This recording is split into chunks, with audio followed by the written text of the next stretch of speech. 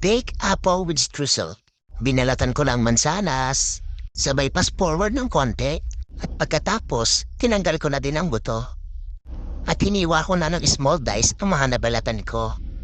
At gumawa na rin ako ng cream base, apple sauce, condensed milk, iodized salt, vanilla essence, gelatin powder, at lemon juice.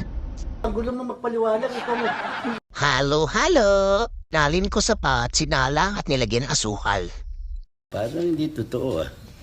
After ma-dissolve ng sugar, hinalo ko na agad sa apple. Bola lang yan. At pagkatapos ay gumawa na rin ako ng streusel, butter, tapos tinakpan ko ng cling wrap, sabay microwave. At nung medyo malambot na, nilagyan ko na ng harina. Halo-halo! Nilagyan ko rin ng asukal. Patigas pa eh! Malambot! At nilatag ko na sa ibabaw ng mansanas. At patutulogin na ari sa oven.